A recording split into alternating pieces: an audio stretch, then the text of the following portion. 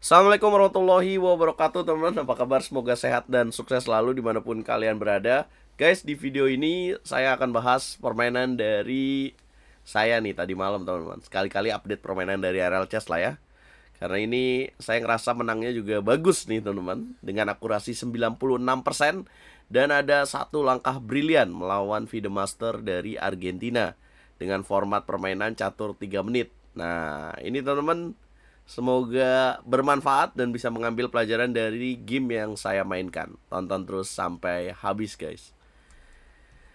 Nah, lawan memulai dengan langkah E4 ya. Kemudian saya jawab dengan pembukaan French defense ya, kayak Ding Liren, kemudian D4, kemudian D5, dan ternyata dia di sini memilih variasi tukar. Nah, kemudian saya makan lagi dan kemudian putih gajah D3. Ya, saya memilih langkah kuda C6. Jadi nggak mau simetrikal ya. Kebanyakan langkahnya gajah ke petak D6. Oke, kuda C6 dimainkan, kemudian putih C3, kemudian gajah ke petak D6. Nah, siapa aja Grandmaster yang bermain dengan gaya seperti ini? Ini contoh dari Vietnam, ada Nguyen Ngoc Tron Son. Dia low ratingnya pernah menembus 2600 dan salah satu pemain catur kuat di Asia Tenggara lah, teman-teman. Temennya Lee Kuang Lim. Nah, kemudian putih kuda ke petak E2. Nah, kemudian saya menjalankan langkah menteri ke petak H4. Boom. Ya.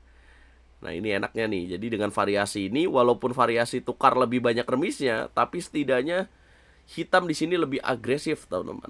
Langsung menyerang ya. Kalau rokade, langsung checkmate nih, menteri ke petak H2.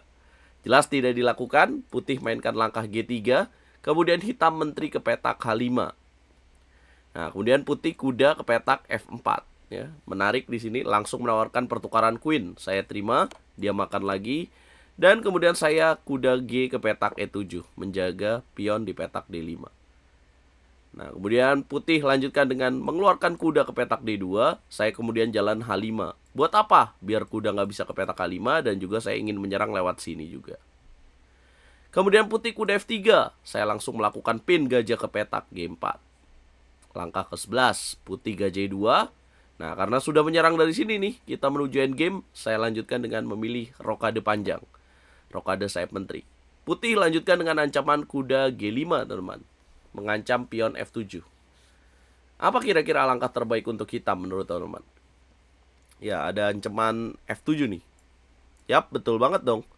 Ya, benteng D ke petak F8 saja di sini. Kenapa kita nggak tukar? Biarin aja dia yang makan di sini. Kenapa? Karena kita akan mendapat keuntungan dari jalur H yang terbuka di sini. Nah, lawan juga tidak terpancing. Setelah benteng D ke petak F8, dia mainkan langkah H3. Jadi memaksa kita yang tukar. Nah, kali ini kita harus tukar karena kalau mundur H5-nya jatuh ya.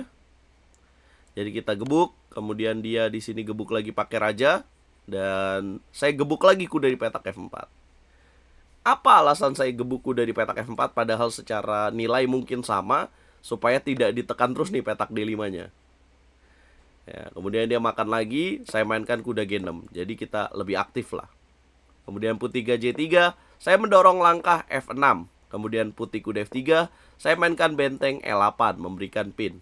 Ya, sekaligus ini nih, ada penguasaan pada petak center di petak E4. Raja D3. Wah, udah semakin susah ya buat menang ya. Kira-kira manuver apa yang harus kita lakukan, teman-teman?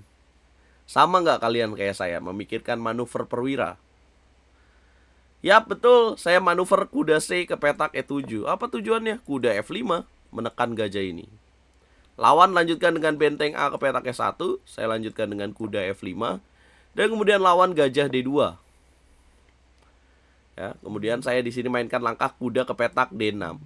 Ya, game ini memang akan berlangsung sampai ke endgame ya, teman-teman. B3 dimainkan. Ya, sebuah langkah menjaga petak C4. Saya masuk dengan kuda ke petak E4. Kemudian lawan menjaga dengan gajah E3. Kira-kira apa lagi? Manuver saya lakukan. Kuda di petak G6 ini sudah tidak ada fungsi ya. Di middle game kita harus ngapain? Ya, kita harus optimalkan perwira.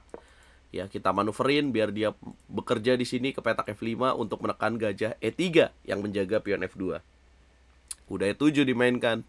Kemudian putih kuda D2, saya mainkan kuda F5, bagus juga putihnya, menghilangkan kuda di sini, saya gebuk lagi pakai benteng. Kemudian dia di sini mainkan gajah D2. Ya, saya double benteng H ke petak E8, dan di sini dia gebuk benteng. Dan kira-kira gebuknya pakai apa yang bagus? Ya, yang memberikan peluang kita untuk terus menekan. Gebuk pakai pion. Dan kemudian putih raja E2. Wah, udah semakin susah nih. Kira-kira apa langkah berikutnya yang harus kita mainkan, teman-teman? Yes, mendorong pion E3. Boom, kalau dimakan pakai pion, maka kuda G3 fork. Nah, dia makan pakai gajah. Gimana nih selanjutnya? Ya, ini adalah langkah brilian yang saya mainkan di game ini. Gebuk gajah dengan benteng. Boom. Ya, kemudian dimakan dan kemudian saya makan G3. Ya, ini tidak ada tandanya, nanti saya akan tunjukkan ya supaya teman-teman bisa mempelajari. Raja ke petak F3, saya gebuk H1. Kemudian dia mainkan langkah raja G2, endgame. Walaupun udah langkah brilian, tapi kudanya tetap nyangkut juga tuh di petak H1. Kira-kira bisa menang nggak dengan keunggulan tipis ini? Ya, kita lihat di sini ada pawn majority atau pion mayoritas. Kita lebih banyak pion di sini, teman-teman. 3 lawan 1 ya. Walaupun dia di sini lebih banyak nih. Ya, melawan 3 pion kita. Oke, jangan dulu remis. Kita lanjutkan. Raja D7. Dia di sini mainkan langkah E4, betul. Kemudian saya mainkan langkah raja E6. Dia gebuk kuda. Kemudian saya mainkan langkah F5, ya, memecah pion. Kemudian dia jalan E5. Saya dorong G5, dia raja G2. Ya, kemudian jalan H4, mengunci supaya nggak ada dorongan H4. Dia raja ke petak F3. Gimana lagi nih ngelanjutinnya, guys? Ya, kemudian saya lanjutkan dengan jalan B5, mencegah C4 terlebih dahulu. Ya, let's say dia C4, nanti kita bisa C5. Ya, kalau dia C4, kita gebuk. Dia gebuk, kita dorong C5. Hancur deh struktur pionnya. Jelas dia tidak mainkan itu, dia mainkan langkah B4 ya, karena dia tahu di sini ada pion bebas, jadi raja saya nggak bisa ke sini ya. Nah, kemudian saya lanjutkan dengan raja D5, dia mainkan dengan raja G2. Saya dorong pion G4, kemudian dia di sini raja H2, saya A6 dan kemudian dia gebuk pion G4. Ini adalah sebuah kesalahan ya, karena kita gebuk lagi. Tapi gimana cara menangnya? Raja G2, saya mainkan langkah C6. Kemudian dia raja H2. Gimana cara menangnya gimana, teman-teman? Ya. Yes, betul banget kalau sama. Raja E6 dulu, kita sabar dulu di sini menunggu momentum. Raja G2, kita mainkan raja F5. Dia raja H2, kita mainkan langkah G3. Ya betul, dia raja H3. Kita raja G5 dulu. Kenapa? Karena kalau mendorong pion E6, kena dengan raja ke petak F6. Dia cuma punya 1 pion bebas. Kalau gebuk, kita lolos pionnya. Nah, makanya dia di sini tidak jalankan langkah E6, tapi dia mundur lagi raja G2. Nah, tapi kan kita perlu mikir matang nih. Kalau raja G4, dia tinggal 3 langkah lagi promosi. Kita ke sini, pion akan otomatis promosi nih. Bisa nggak kita menang, teman-teman? Nah, ini kita perlu mikir lebih dari 3 langkah. Kalau nggak akan ketemu ya. Pastikan ketika sudah memilih raja G4, karena kita akan melewatkan pion yang promosi, harus matang nih mikirnya nih. Harus akurat. Yes, betul banget. Raja G4, E6, H3, raja G1, raja F3, E7, H2, raja H1, raja F2, E8 menteri, raja makan, G2, raja G1, kemudian mati ya. Jadi berapa langkah tuh? Coba kita pikir. 1 ya. 2, 3, 4, 5, 6, 7, 8. 8 langkah, guys. Kalau kita akurat dan kita mau, bisa kita memikirkan 8 langkah. Coba kita buktikan apakah benar. Raja G4, kemudian dia mainkan langkah E6, H3, kemudian raja G1, raja F3, E7, kemudian H2, kemudian raja ke petak H1, saya raja F2, dia menyerah. Kenapa? Karena kalau dilanjutin E8, maka G2 makan dan boom. Checkmate. Berapa langkah jadi yang kita pikirin? Coba kita balik lagi. 1 ya, setiap lawan jalan masih dihitung 1 ya. Kemudian 2, 3, 4, 5, 6, 7, 8. Hai. Itulah teman-teman, asiknya kita mau berpikir dulu sebelum langkah. Ternyata sama loh apa yang kita pikirkan.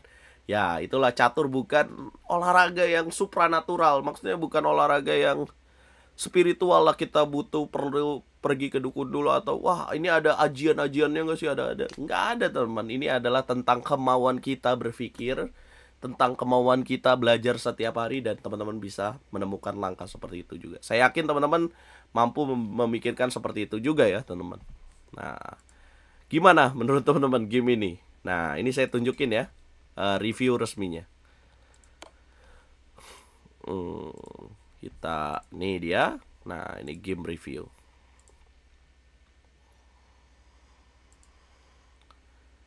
Yes, nih. Saya mungkin perlu kecilkan ini.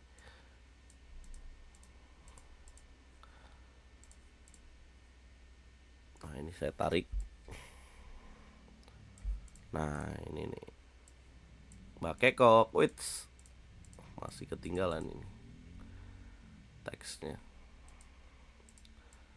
Nih, 96%. Ini ada tagnya Jason nih, masih ada lagi. Ya, ini dia. 96%, 87% dengan satu langkah brilian, yaitu ini. Jangan lupa bantu video ini viral dengan cara like, share, komen, dan subscribe. Dan jangan lupa dukung RL Chess, teman-teman. Ya, aku ya kalau ditanya, tapi abang masih video master aja. Nah, saya lagi fokus untuk mengejar international master nih, teman-teman. Doain, lagi mencari sponsor untuk bisa mendapatkan gelar international master ini. Saya akan kejar di tahun 2025 ini. Tinggal mencari elo rating aja, 70 elo rating. Tapi normanya sudah dapat semua, teman-teman. Terima kasih yang udah support RL Chess. Dan yap, kita bahas apa lagi nih di video berikutnya.